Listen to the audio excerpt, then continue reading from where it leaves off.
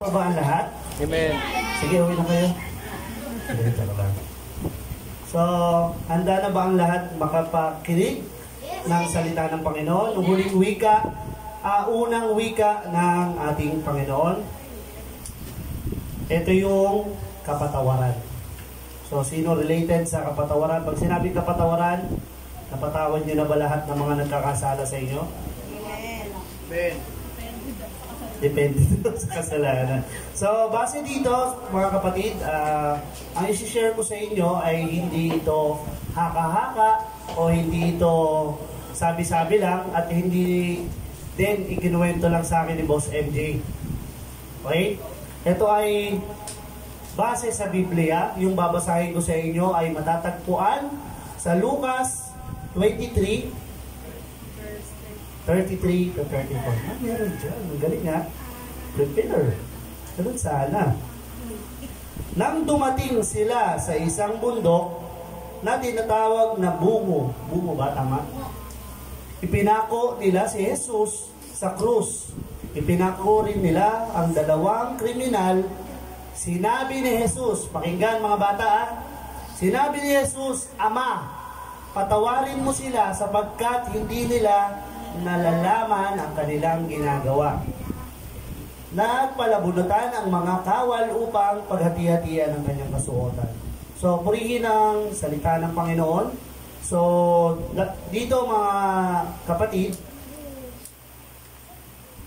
nakita natin kung gaano ka ano yung Panginoon. Kumbaga, sa kabila ng pasakit o hirap na pinagdaanan niya, nakuha niya pa rin sabihin sa ama niya yun.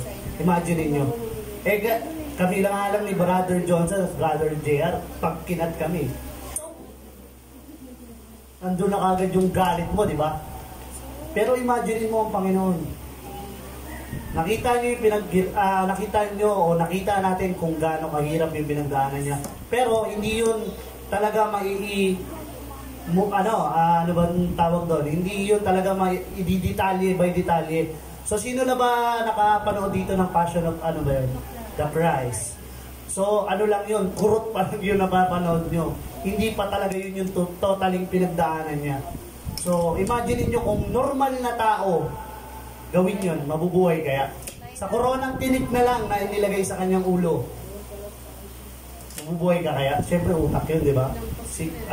Matagal na 30 minutes na mabubuhay ka. Pero tingnan mo sa kabila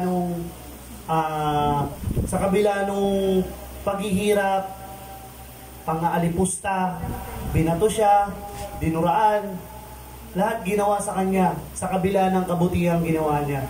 Sa kabila ng kabutihang at mga miracle na ginawa niya sa lugar na yon, yung sukli sa kanya.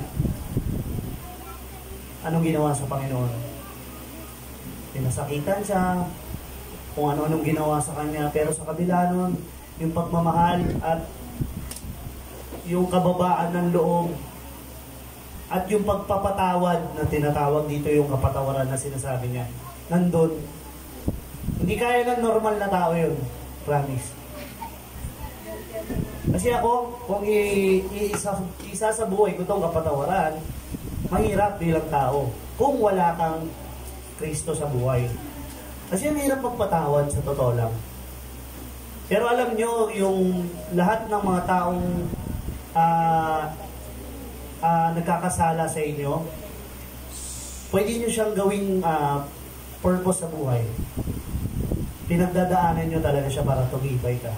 Then, para tumibay yung faith mo kay God.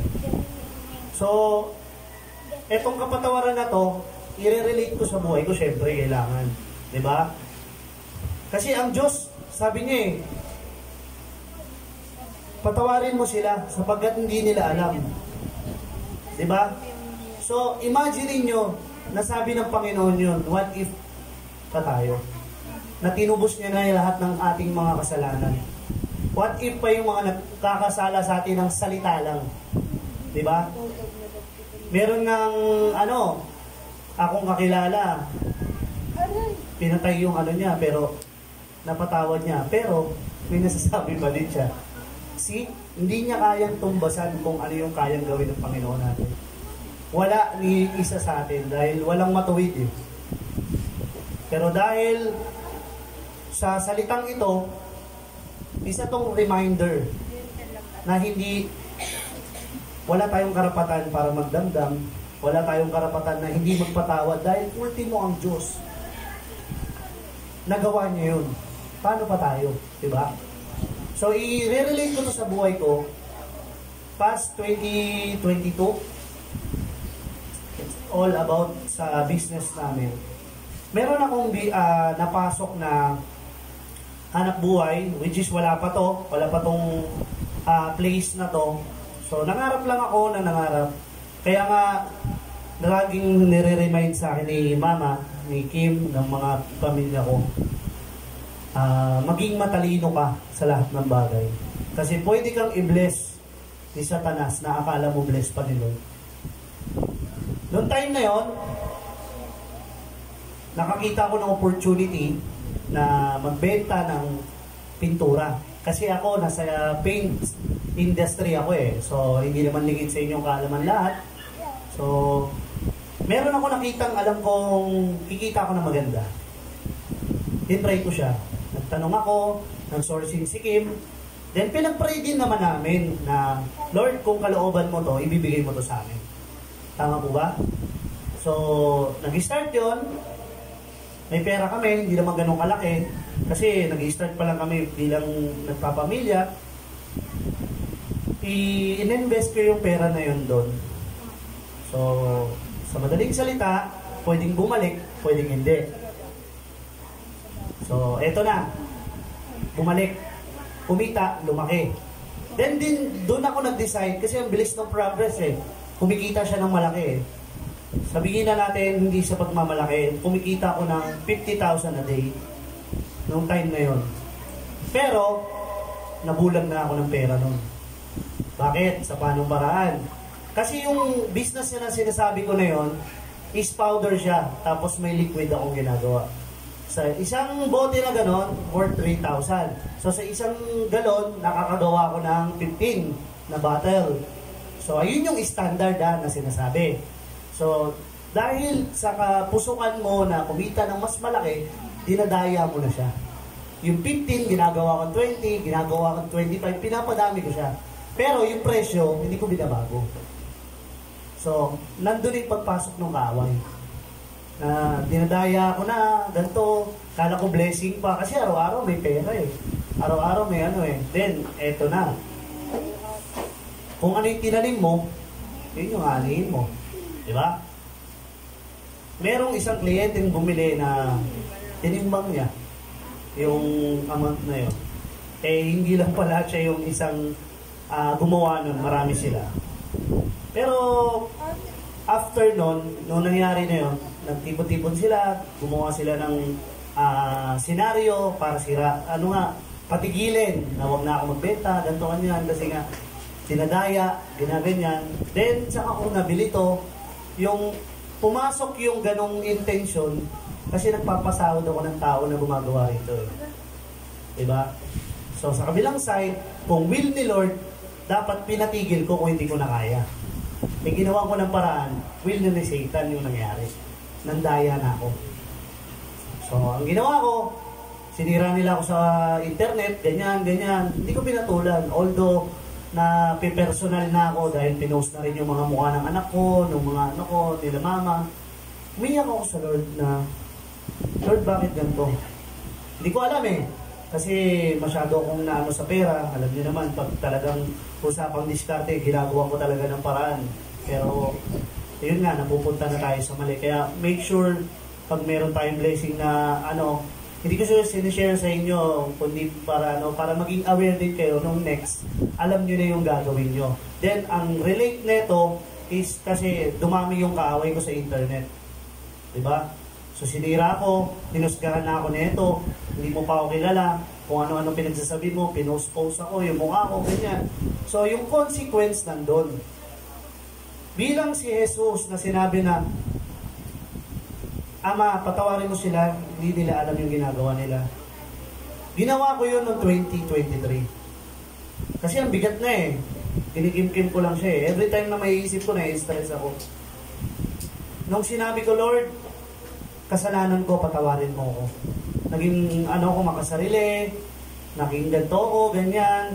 Kasi pag may ano ka na pag may personal ka ng relasyon sa Panginoon, kaya mo nang kumbaga sabihin lahat sa Kanya, aminin na nagkamali ka, then hindi ko na uulitin. In-stop ko po yung sinasabi ko na yun na business na yun. Sabi ko, Lord, wala naman yan nung time na nag-ano ako sa buhay, pero alam ko may mas the best na purpose ka kung bakit mo binigay sa akin tong problema na to. Nilift ko lahat yun, tinanggal ko lahat, then lahat ng mga binlock ko na naninira sa akin, in-unblock ko na, sabi ko na, pinapatawad ko na sila lahat, nilift ko na lahat ng galit ko, kasi ang bigat sobrang bigat. Hindi ko man nasasabi sa partner ko, pero talagang kinikimkim ko siya gabi-gabi.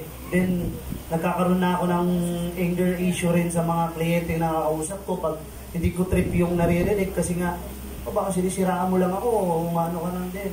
So, yung pagpapatawad nandun na ang sarap sa pakiramdam na kahit hinusgahan ka ng isang tao, kasi pagkakamali mo yun Pero imaginein mo si Jesus, wala naman siyang pagkakamali at kasalanan. Pero bakit niya binayaran yung kasalanan ko? Kasalanan natin lahat.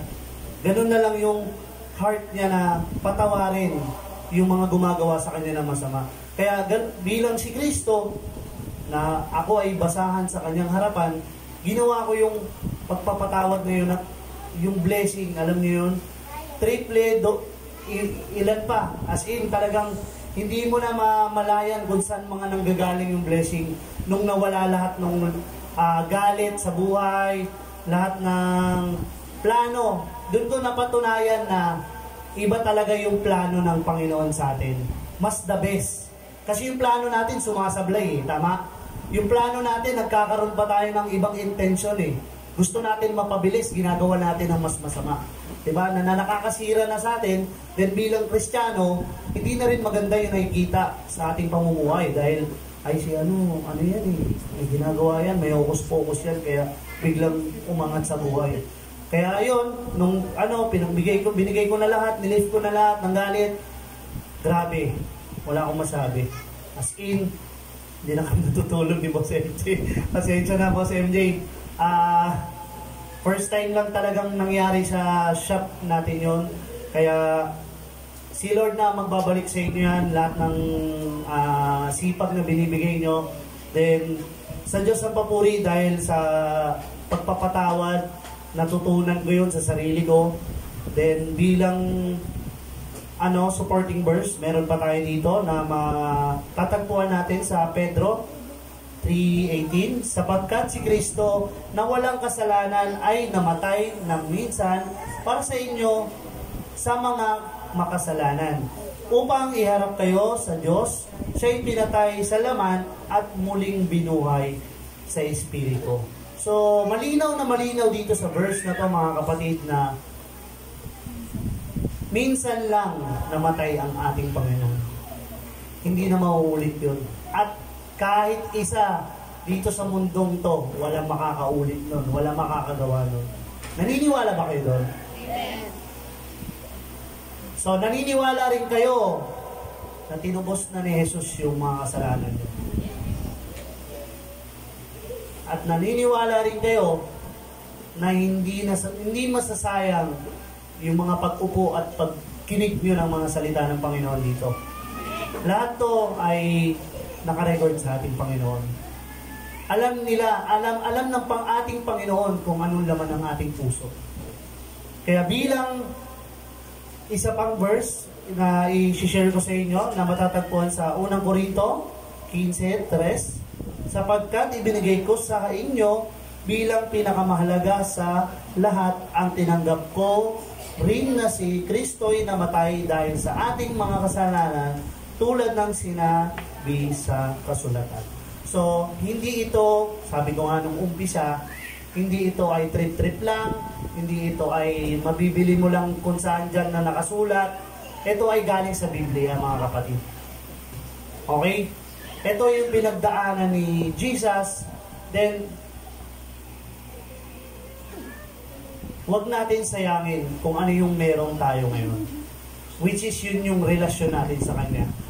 So, sa mga girlfriend at asawa nga natin, pinipilit nating tumatag yung ating relasyon. Tama po ba?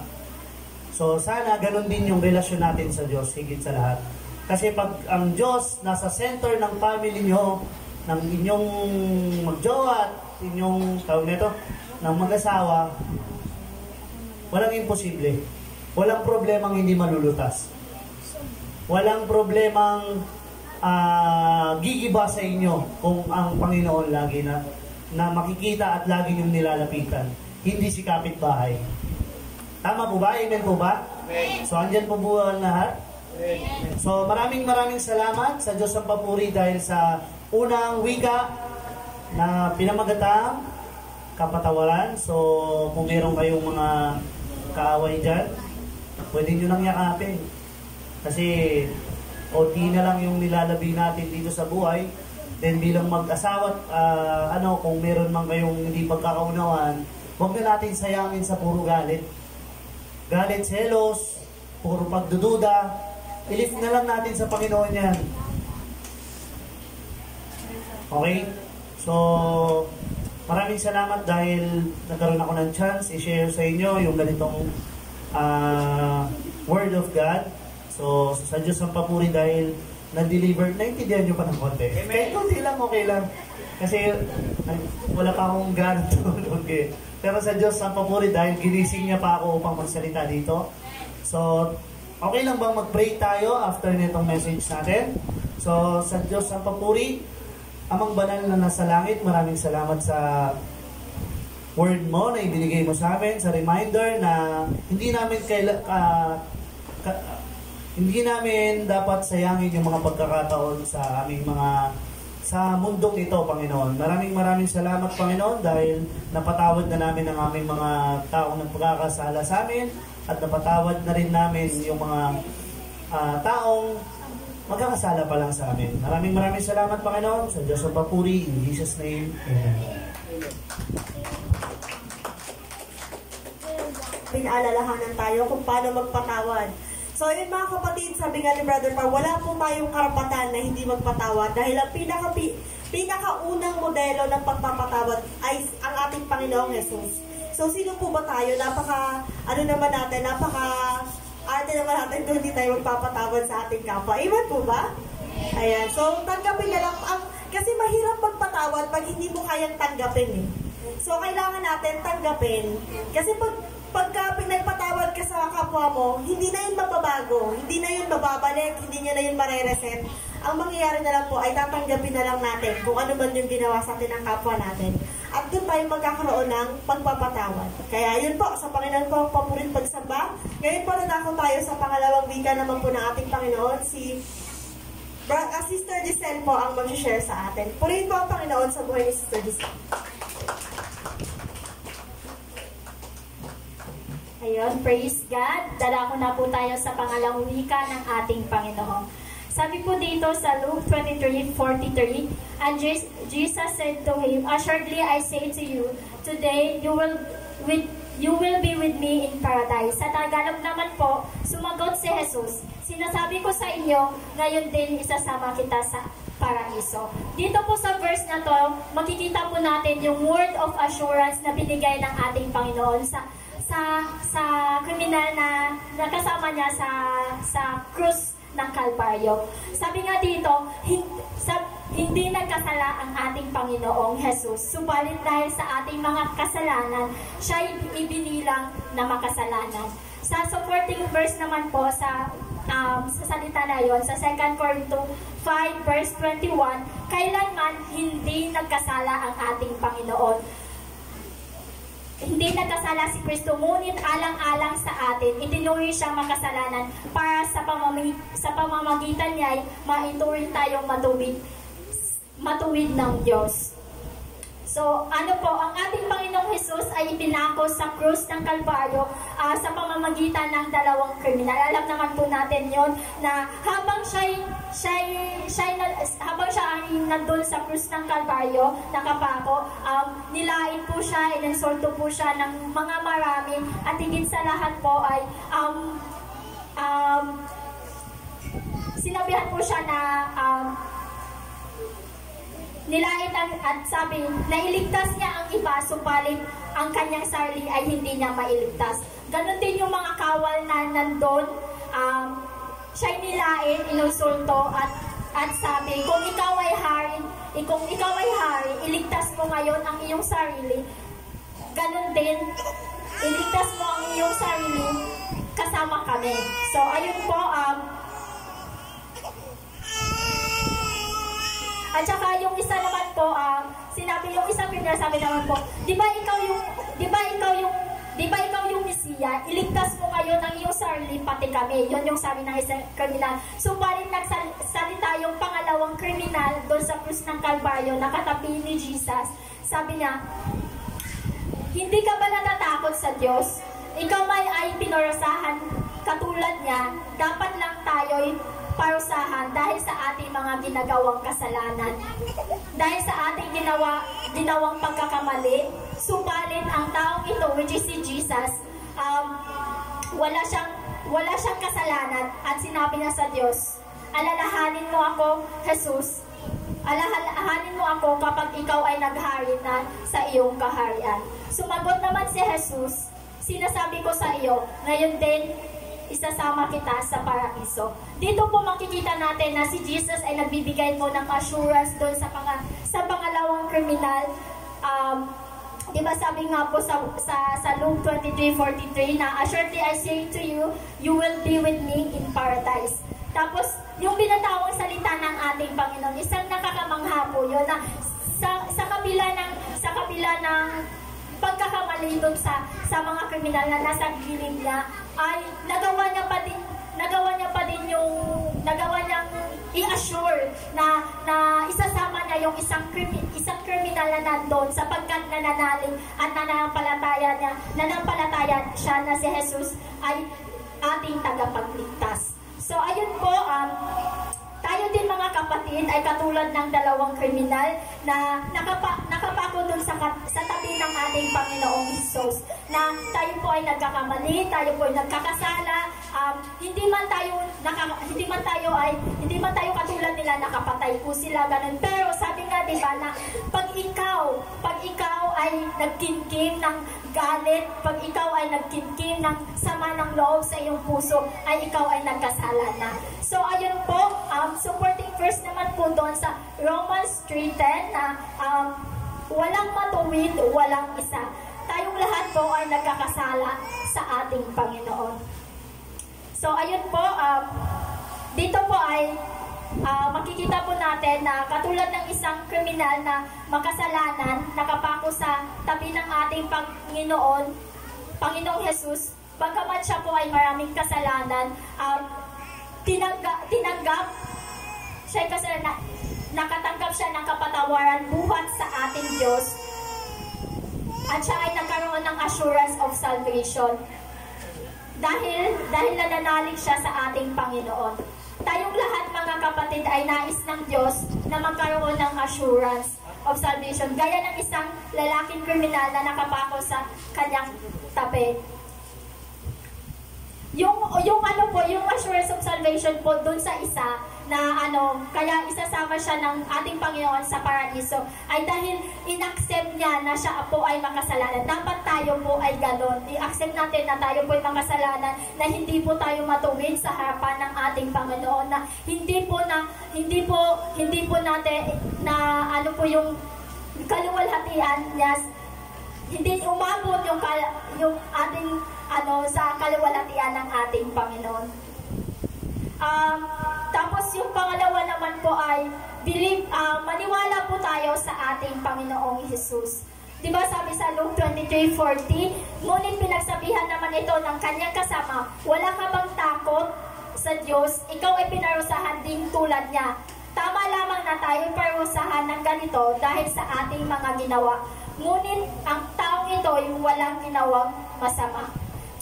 Kinilala ng pangalawang kriminal ang ating Panginoong Hesus ay na walang kasalanan, na siya ang Kristo, na siya ang tagapagligtas, na dahil sa ating mga kasalanan, siya ay pinako upang tayo ay maligtas sa ating mga kasalanan dahil wala pong kayang gumawa noon. So, tapos yung pangatlo naman po ay dapat nating i-commit yung ating sarili sa ating Panginoon. Gaya ng pangalawang kriminal po, na bagamat siya po ay madaming kasalanan, madaming pagkakamali, madaming nagawang mali, parang tayo po yun, na hindi po tayo perfect kasi di ba po dito sa mundo, puno-puno ng mga temptation, puno-puno ng ano, pero sa tulong ng ating Panginoon, kaya tayo ay naging maayos yung ano po natin, yung pananaw natin sa buhay. Dito natin makikita na yung pangalawang criminal is may pananalig sa ating Panginoong Jesus at ipinagkatiwala niya ang kanyang buhay sa ating Diyos. Kaya naman ang sabi ng Panginoon sa kanya, kaya ngayon din isasama kita sa paraiso.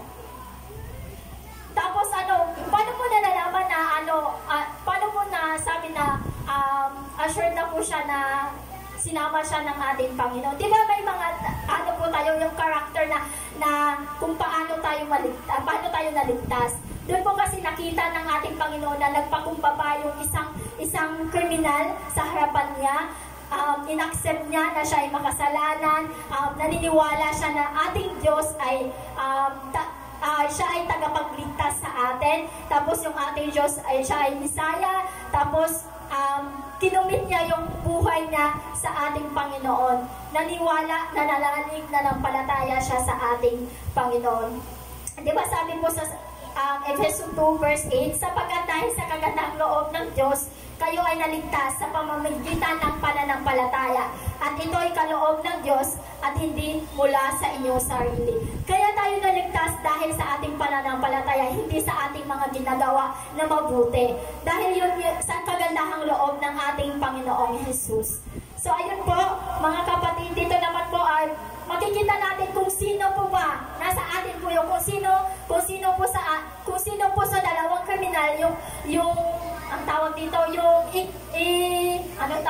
yung ibubuot pa ang buti yung parang tularan ba yun, parang tularan natin yung isang kriminal ba na parang inuunsulto niya ang ating Panginoong Jesus na hindi siya nananiwala, hindi siya nanampalataya, or yung pangalawang kriminal na bagamat ang dami niyang pagkakamali, ang dami niyang pagkakasala, pero inadmit niya, nirecognize niya na ang ating Panginoon ay isang tagapagligtas at siya lang po ang makakadala sa kanya sa kaharian ng ating Panginoon. Nasa atin po yung mga kapatid kung sino po. Pero dapat po, doon po tayo sa alam po natin na ayon po sa kalooban ng ating Panginoon. Yung tatlong karakter lang po na pangalawang kriminal, yung nakita po natin doon is yung pag-accept niya sa kanyang kasalanan, naniniwala siya na si Jesus ay kanyang Savior, at siya pangatlo naman yung kinumit niya ang kanyang sarili sa ating Panginoon, kaya po siya naligtas. At yun po mga kapatid na bagamat madami po tayong pagkakamali, madami tayong pagkakasala, basta magpakumbaba lamang po tayo sa ating Panginoon, ay kailanman bibigyan niya tayong kapatawaran. Sabi na nga nung unang wika kanina na si Lord ay yung love niya sa atin na kahit ang dami natin pagkakamali, ini-erase niya po yung lahat. Tinatanggal niya po yung lahat dahil sa yung pagmamahal niya sa atin, na hindi niya tinitingnan yung mga dami ng ating kasalanan. Pagkus yung tutuhan ng paglapit natin sa Kanya at pagkumit ng ating Panginoon at pag-repent natin sa Kanya na tayo po ay makasalanan. So ayun lamang po mga kapatid, to God be the glory, tayo po ay manalangin. Oh, hallelujah, Lord God. Pinupuri ka ng ubat namin, O Panginoong Jesus. Maraming salamat po, Lord God, sa assurance, O Lord God, na binigay mo sa amin, O Lord God, na bagamat po kami, Lord God, ay nagkakamali, nagkakasala, O Lord God, andun po yung assurance ng salvation, O Lord God, na isasama mo kami sa iyong kaharian, O Panginoon ko. Salamat, O Lord God. Matulog kami, ina-accept yung, Lord God, ang aming mga kasalanan, ang aming mga pagkakamali, at higit sa lahat, Lord God, patuloy kami naniniwala, nanampalataya sa iyo, Lord God, na ikaw, Lord God, ay minsan lang ko. Salamat, Lord God, sa pagmamahal mo sa amin, O Panginoon ko. At salamat po, Lord God, sa word of assurance, O Lord God, word of salvation, O Lord Jesus Christ, sa amin, O Lord God, na kami po, Lord God, ay isasama mo kami sa iyong paraiso, O Lord God. Purihin ka, O Lord God, walhatiin ang ngalan mo. In Jesus' name, may lahat ng bless ay magsabi ng Amen. Ayan, mga kapatid, narinig naman po natin yung ikalawang wika ng ating Panginoon. Andun yung kung saan meron tayong assurance. Di ba? Nakita niyo ba yun? Huwag niyo po talaga tularan pala yung mga ginawa ng mga kriminal, ha? Yung ang tutularan po natin doon is yung yung pagkilala sa ating Panginoong Jesus. Kahit sa biruin niyo siguro, naghihingalo na siya nung mga time na yun. Pero kinilala niya yung kabutihan ng Panginoon na walang kasalanan, pero nabayubay sa krus ng Kalbaryo. At doon natin makikita kung paano inassure ng Panginoong Jesus na maliligtas siya at makakasama siya sa kaharian ng ating Panginoon. Kaya purihin po natin ang Panginoon sa buhay ng mga taong naniniwala at nagtitiwala sa Kanya lamang. So ngayon naman mga kapatid, tayo po ay makakarinig ng natatanging bilang mula po sa ating kapatid na si Sister Aris.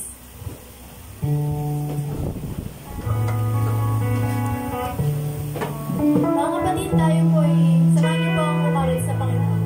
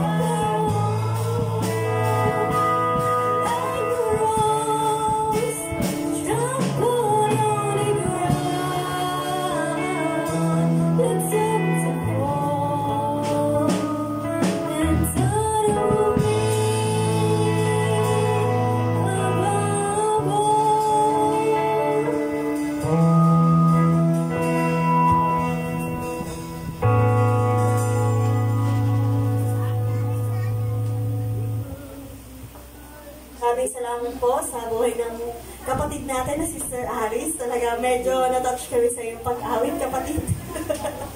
Ayun, dadako naman po tayo ngayon sa ikatlong wika po ng ating Panginoon.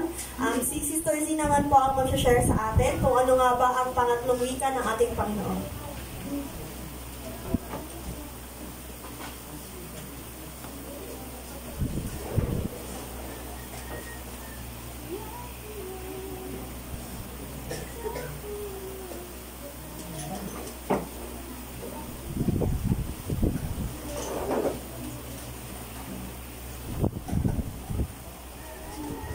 Amen, praise God. Dalako naman po tayo sa ikatlong salita ni Hesong Kristo sa krus ng Kalbaryo. Para po sa mga magulang, yung mga magulang po, ang gusto nila sa kanilang mga anak ay yung the best lang. Kaya naman po, walang nang masasakit pa para sa magulang na makita nila yung anak nila na parang maunang pang mamatay kaysa sa kanila. Kasi may kasabihan nga yung mga Chinese na dapat daw, ang nagdilibing daw yung black-haired people sa white-haired people, hindi yung white-haired people sa black-haired people. Okay. So, yung ibig sabihin na dapat hindi yung magulang yung naglilibing sa anak kasi yung dapat yung magulang yung naililibing kasi kumbaga, old na sila. Parang kinuha na sila kasi old na sila. Hindi dahil yung mauuna yung anak nila. Kaya masakit yun para sa magulang. Kaya naman, ano pa kaya, yung imagine na lang natin yung pakiramdam ng isang ina na nakikita niya yung anak niya na dinala niya sa kanyang sinapupunan ng 9 na buwan. Tapos nakikita niya na na binubrutalize or binubugbog, tapos binubugbog na to the point na mamatay na, tapos tinotorture, nilalait, niyuyurakan, tinatapak-tapakan, tapos nakakita niya na nakahang sa puno na unti-unting namamatay. So, para sa kanya, sobrang sakit nun para sa mga magulang na makita yun sa kanyang anak. Na yun yung naranasan ni Mary nung makita niya at na-experience niya yung nangyayari kay Hesong Kristo habang siya ay nagsasuffer at nasasaktan sa cross. Yung suffering ni Mary is a fulfillment ng prophecy ni Simeon na sabi dun sa Luke 2, chapter 34, verse 35, Simeon blessed them and said to Mary, his mother, Behold, this child is destined for the fall and rise of many in Israel, and to be a sign that will be contradicted. And you yourself a sword will pierce, so that the thoughts of many hearts may be revealed. As Jesus suffered, so did his mother Mary. So, yung verse na yun ay fulfillment ng prophecy ng prophet na parang ano tawag doon? Preview na sa magaganap na mangyayari kay Jesus Christ. Kasi nga sabi parang daw yung puso daw niya ay parang sasaksakin ng yung pain is equivalent na parang sinasaksak yung puso niya. So, ayun po. Habang nagsasuffer si Jesus Christ, si Mary bilang kanyang magulang or mama, meron siyang chance na sabihin na lang sa mga tao na parang pabulaanan yung claim ni Jesus Christ na hindi siya son of God. Kasi siya yung nanay eh. So malaki yung chance kapag sinabi niya na hindi totoo yung sinasabi ni Jesus Christ na na siya ay God. Kaya naman siya pinako, di ba? Kasi kiniklaim ni Jesus na siya ay Son of God. Kaya nagalit yung mga Pharisees kay Jesus nung time na yun. And yun din yung nag-cause na parang mas pinili ng mga tao na napakawalan si Barnabas instead na of him. Kasi sa kanilang pag-i-claim ng Son of God ay equivalent ng blasphemy. So si Mary bilang magulang, syempre siya yung nagpalaki kay Jesus Christ. Pwede niya, may right siya na sabihin na hindi to yung sinasabi niya, papaniwalaan siya ng tao. Pero hindi niya yung ginawa. Ang ginawa ni Mary siya ay, sa mga panahon na nagsasuffer si Jesus Christ, na na binubugbog siya or nakikita niya na ganun yung nangyayari sa kanyang anak, si Mary ay nanahimik dahil alam niya na kailangan niyang pakawalan si Jesus. Kailangan niyang i-let go si Jesus kasi kailangan maranasan ni Jesus ang mga pangyayaring ito, yung mga paghihirap na yun, para ma-fulfill yung will of the God the Father. Ngayon na naiintindihan na natin kung ano yung pakiramdam ni Mary nung mga panahon na yun, tingnan naman natin kung ano yung sinabi ni Jesus nung nakatingin siya sa tinitingnan niya kanyang ina sa ilalim ng cross. Dito sinabi ni Jesus sa John 19 verse 26 to 27, when Jesus saw his mother and the disciple whom he loved standing nearby, said to his mother, "Woman, behold your son." Then he said to the disciple, which is si John, "Behold your mother." And from that hour the disciple took her into his home. Sa verse na to, makakita natin una ang pagmamahal ni Jesus sa kanyang ina. We will see Jesus' love for his mother. Dito, in-ensure ni Jesus na si Mary, na kahit mamatay na siya, ay merong mag-aalaga sa nanay niya na tumatanda na. Kaya naman, in-interest niya si Mary kay John.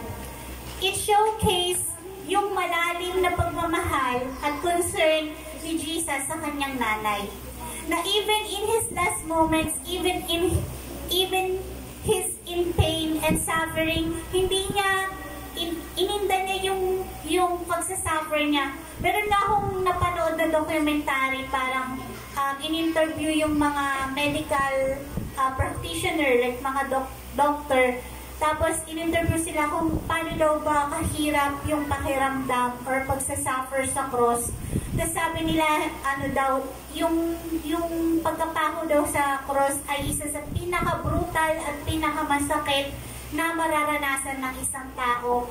Yung fact na nakapako siya ng ganon, yung bawat paghinga niya ay sobrang sakit.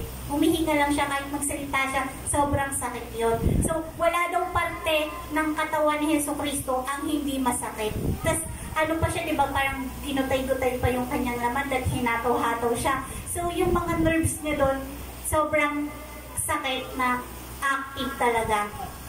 So, ayun po. So, regardless noon na naghihirap siya, nagsasuffer siya, yung isip pa rin ni Jesus ay para sa ibang tao. Katulad na lang dun sa una niyang salita, sinabi niya, di ba, patawarin ibang tao. Tapos yung sinner na unbeliever na dalawain sa cross, yung criminal, ibang tao pa rin yun.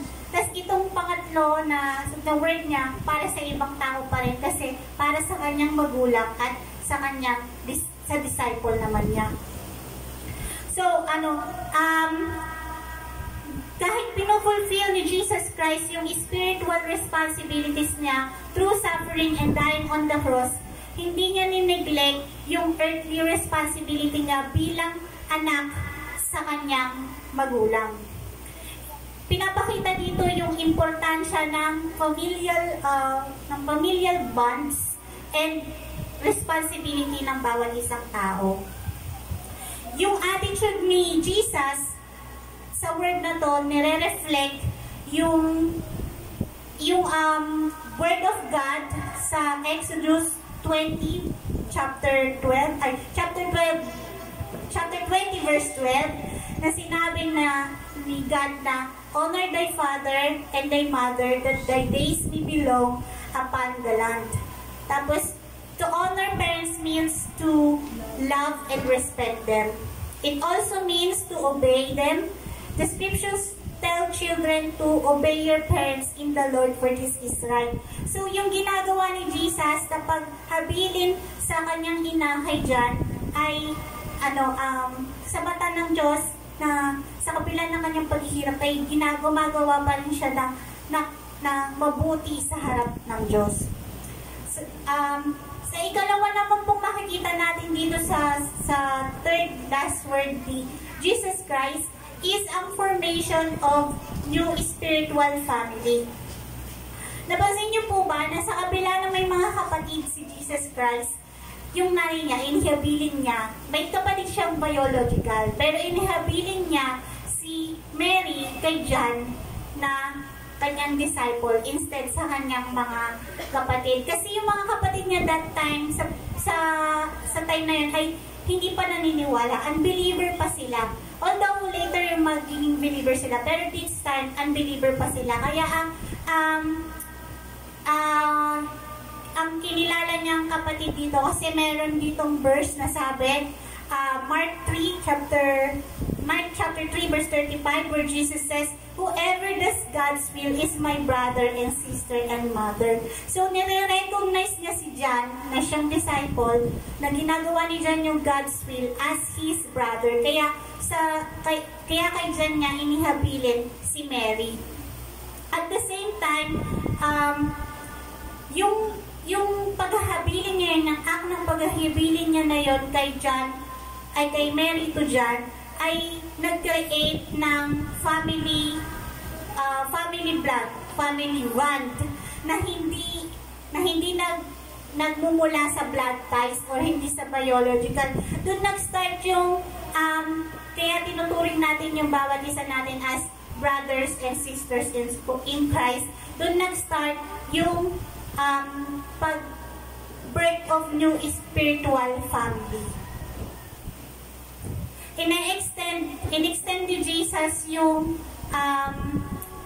family beyond the ties ng blood or being biological. So, tayo as a Christians, kaya tinatawag natin yung isa't isa, diba, ng brothers and sisters, ganyan. Kasi we are brothers and sisters in Christ dahil lahat tayo ay may faith at naniniwala kay Jesus Christ. At number 3 naman, makikita natin dito ang unfolding of the reversal of the downfall of humanity. Sa scene na to, yung in-interest ni Jesus, si Mary kay John, ay may deeper representation. Pag bumalik tayo sa Garden of Eden, sa ilalim ng puno ng tree of good and evil, yung nag-enter yung sin and death. Paano nag-enter yung sin and death? Ginamit ng devil si Eve, which is a woman, para makapasok yung sin. Dahil sa unbelief and disobedience ni Eve, pumasok yung sin and death sa humanity. And dito naman sa scene na to, pag pumunta naman tayo sa scene ng ni Jesus, tas nasa ilalim ng tree. Yung tree kasi, puno din kasi yung cross eh. Technically, puno siya na hinati lang, di ba? So, puno din siya. So, puno ng tree of good of evil, tas puno ng cross.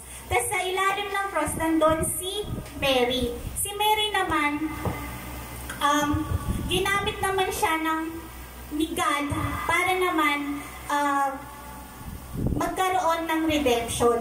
So, sa paanong paraan? Nung kinonceive ni Mary, si Jesus Christ, ayun ay representation. Pag nag-conceive ka is parang nag-bore ka ng fruit. You're bearing a child.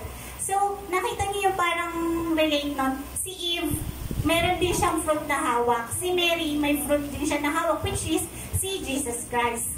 Diba? Ayun yung correlation nilang dalawa. Tapos, when the devil deceived Eve into eating the fruit of the tree, sin and death entered humanity, and as punishment, Adam and Eve were banished from the garden.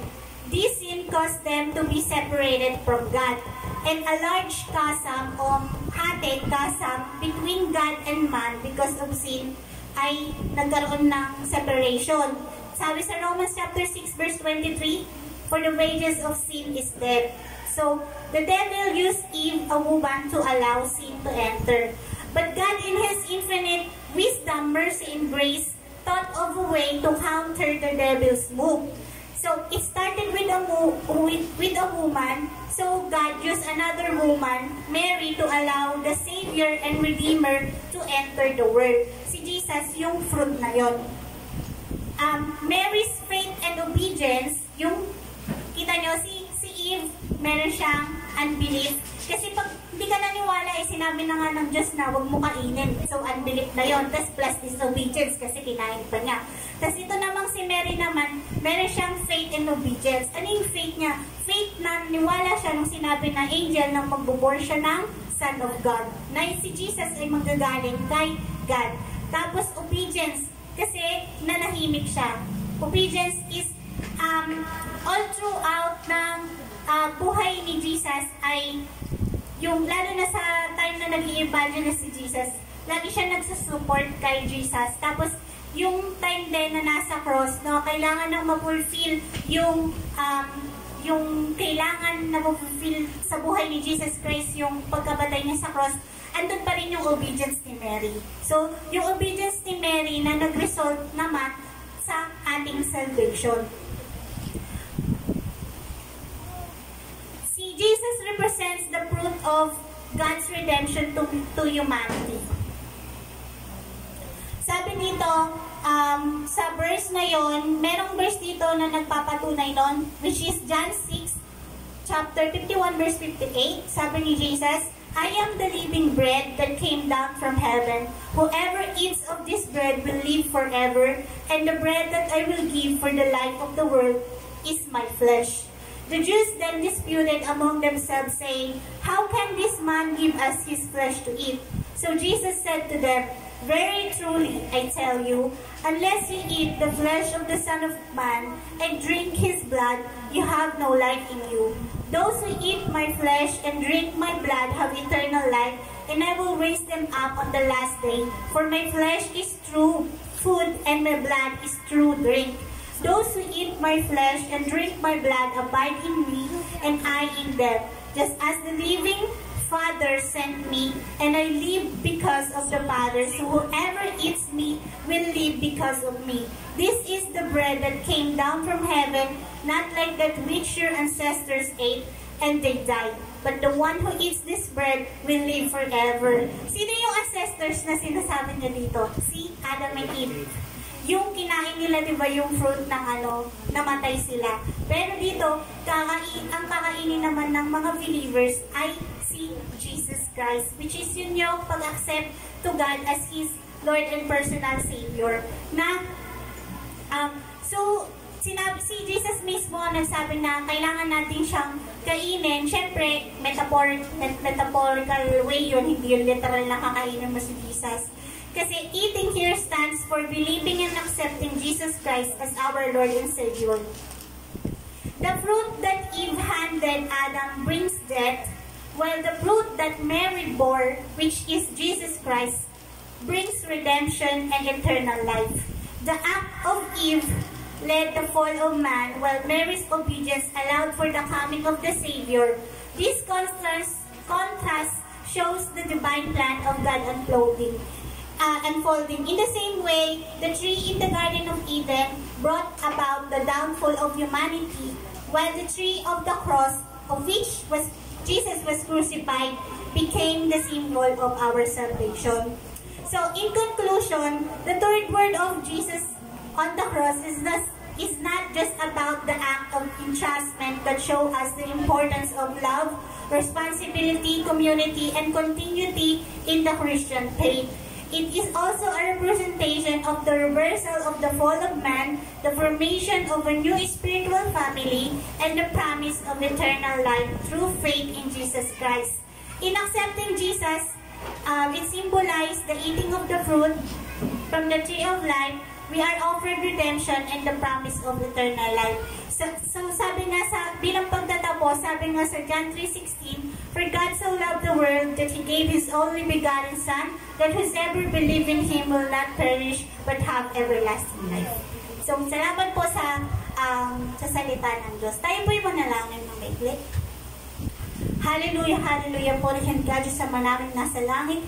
Salamat po Panginoon sa pag-unawa, Lord God, sa inyong salita. Dalangin po namin, O God, na patuloy niyo po Panginoong kausapin ng bawat isa, Lord God. Itimunyo po sa aming isipan, Lord God, na kami po'y maging mabuting anak sa aming mga magulang. Kaya na rin po, Panginoon, maging mabuting Panginoon sa aming mga kapwa. As sa katulad po, Panginoon, ng inyong utos na kami po ay dapat mahalin po namin ng kapwa, Lord God, gaya po ng pagmamahal namin sa aming sarili, Lord God.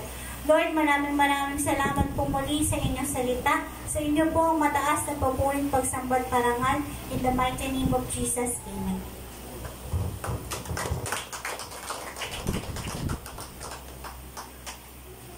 Alright mga kapatid, salamat po Sister C sa pagbahagi ng ikatlong wika ng ating Panginoong Jesus sa krus ng Kalbaryo. Tunay nga talagang pinaka tumatak sa akin doon yung pagmamahal ni Jesus sa kanyang ina. Diba? Nakita niyo yun mga kapatid, at saka yung pagmamahal din ni Mary sa kanyang anak.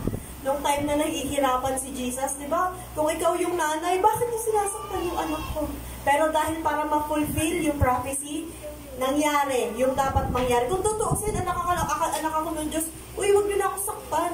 Ano na lang, tabla-tabla na lang to. Akin na yung kasalanan, no? Sige, tapos na. Pero hindi.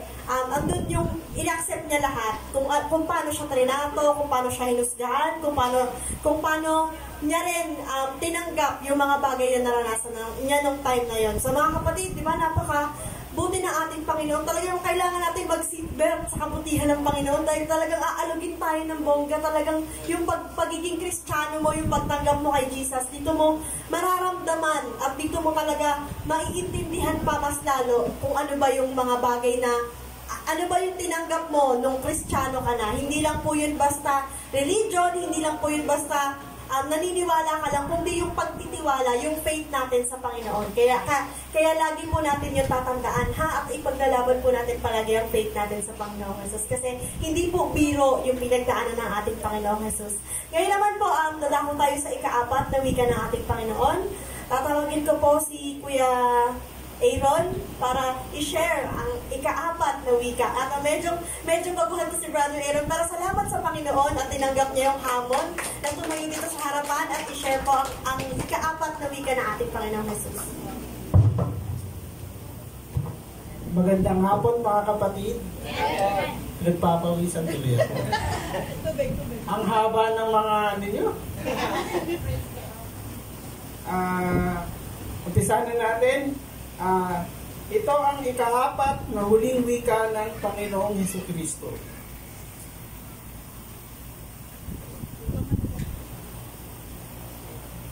At nang malapit na ang ikatlong hapon, sumigaw si Jesus ng napakalakas na sinasabing, Eli, Eli, lama sabachthani, na ang ibig sabihin ay, Diyos ko, bakit mo ako pinabayaan, na nakasulat sa Mateo 27 verse 46. Napapansin nyo, isa itong palaisipan kung anong ibig sabihin ng wika ni Jesus, na akalain natin ay siya ay mayroong pagdududa sa Diyos. Ngunit ang lahat ng ito ay naayos sa balangkas ng Panginoon, na si Jesus ay nadaranas sa paghihirap upang maisalba ang lahat mula sa pagkakahukom at ating mga kasalanan. Hindi naging madali ang pagliligtas ni Jesus sa sangkatauhan. Ating mapapansin na sumigaw si Jesus ng napakalakas. Katunayan na isadyang ninais niya na mapagpahayag tungkol sa kanyang dinaranas. Ito ay hindi para pagdudahan ang mga nakakarinig ang makapangyarihan ng Diyos. Sa halip, kagustuhan niyang maitala ang pangyari ito upang ipaalam kung gaano kapait ang bunga ng pagkakasala ng Diyos at pagkakasala ng mundo. Bakit nga ba pinabayaan ng Diyos ang kanyang anak? Ito ay nakasaad sa Mateo chapter 1 verse 31 na si Jesus ang magliligtas sa kasangkatauhan mula sa ating mga kasalanan. Ang katuparan ito ay ang pag-alay niya ng kanyang buhay upang matugunan ang layunin na iligtas ang mga magtitiwala sa Kanya. Kailangan isang tabi ng Diyos ang kanyang pagkabahala at talikuran si Jesus sa kanyang pagdurusa. Di ba po ba napapansin ninyo bakit si Jesus hindi niligtas ng Diyos sa pagkakapako niya sa kanyang krus? Dito natin makikita kung gaano ka itim ang Diyos sa atin. Pinabayaan niya si Jesus para sa tubusin ang ating mga kasalanan.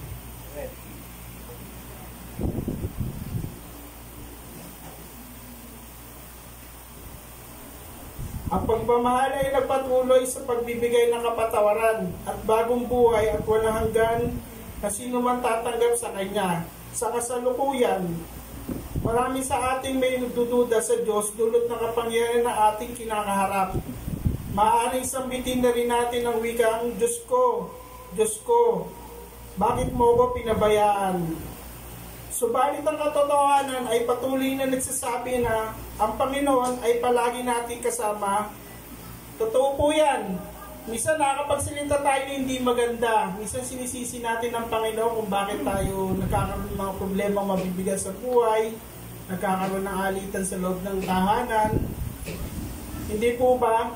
Napakaswerte natin. Kahit hindi natin nararamdaman ng Diyos sa salita, pero nararamdaman natin sila, nararamdaman natin siya sa araw-araw natin ginagawa. Tulad ng paghinga natin. Bigay kaloob ng Diyos yun. Pagkain sa araw-araw, kaloob din na ng Diyos yun. Pagmamahal ng mga anak, pagmamahal ng mga magulang sa anak, pagmamahal din nila yun. Ang mga magsasaka, binibigyan niya ng mga ani. Ang mga mangingisda, binibigyan niya ng mga huli. Ganon din yung mga tao nasa paligid natin na hindi natin alam kung ano yung kanilang pinagdaraanan, pero end of the day, binibigay ng Panginoon at kinabukasan, nare-receive naman nila.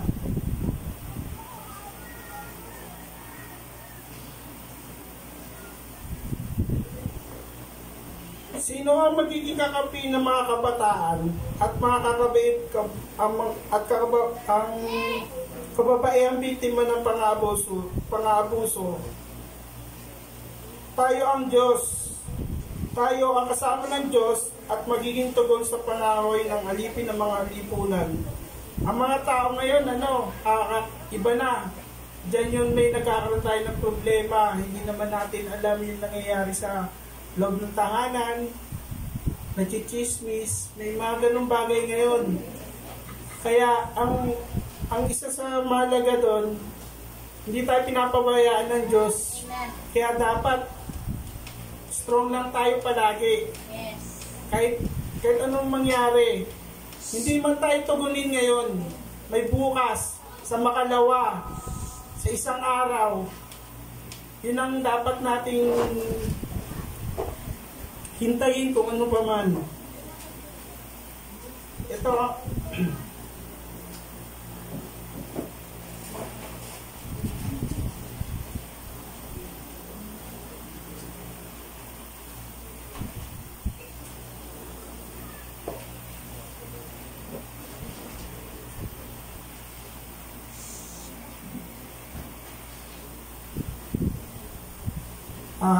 sa ngayon yun lang po muna.